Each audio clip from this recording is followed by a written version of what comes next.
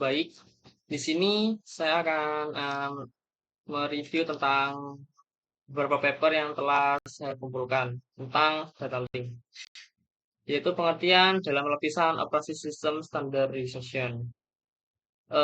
OSI layer adalah sebuah model arsitektural jaringan yang dikembangkan oleh Badan International Organization for Standardization atau ISO di Eropa pada tahun 1977.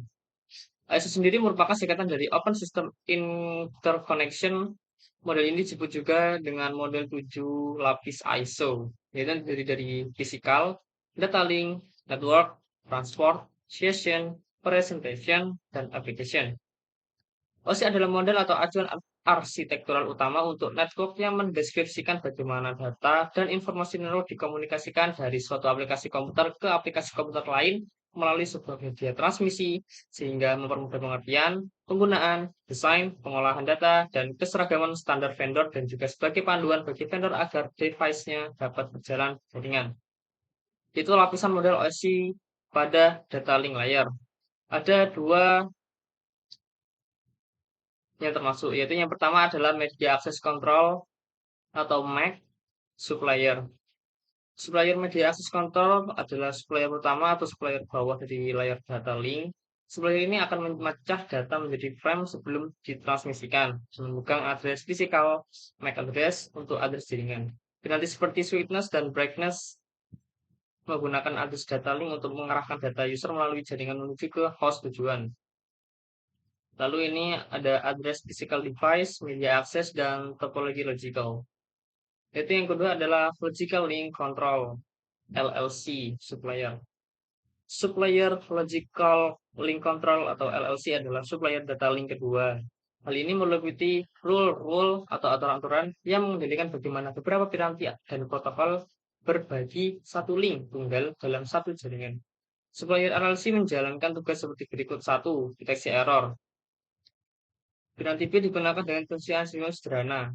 Error dideteksi dengan menambahkan sebuah bit ekstra disebut bit parity di setiap ujung frame. Bit tambahan ini menjamin bahwa jumlah bit satu yang ganjil dan yang benar dikirim setiap transmisi. Seperti ini gambarnya, layar data link parity bit.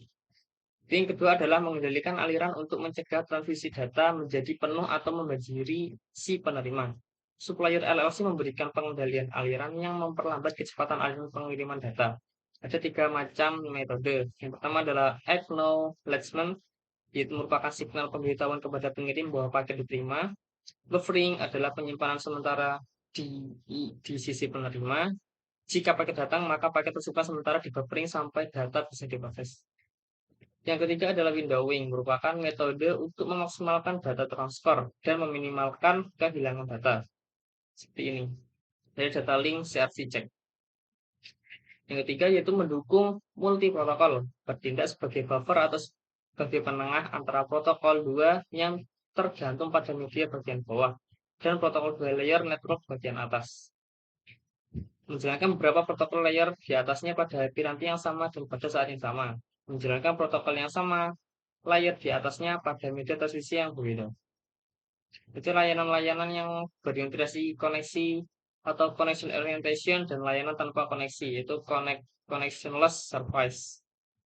Seperti ini. Itu ada protokol yang berorientasi koneksi, itu protokol-protokol yang menyatakan bahwa data akan hilang selama transmisi karena diperlukannya suatu verifikasi bahwa data sampai tujuan. Selanjutnya adalah connection protokol tanpa koneksi, yaitu protokol tanpa koneksi mengasumsikan bahwa suatu jalur komunikasi yang handal sudah terbentuk antara dua piranti yang berkomunikasi dan juga asumsi bahwa semua data akan terkirim semuanya. Seperti ini gambarnya. Itu adalah lalu selanjutnya adalah pengiriman data pada data link layer. Yang pertama penentuan waktu pengiriman data yang tepat apabila suatu media sudah dipakai. Hal ini perlu melakukan suatu deteksi sinyal pembawa. Yang kedua, pada Ethernet menggunakan metode Carrier Sense Multiple Access atau Collision Detection, CMACD. Pada jaringan yang dapat melakukan akses secara bersamaan simultan. Maka bila host A mengirimkan data ke host B, maka host B dan C akan melakukan deteksi jalur. Dan apabila jalur sedang dipakai, maka host B dan C akan menunggu terlebih dahulu. Itu metode CS, MA, dan CD. Lalu error checking penerimaan data. Lalu adalah seperti itu.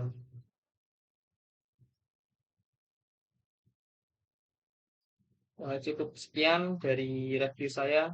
Terima kasih.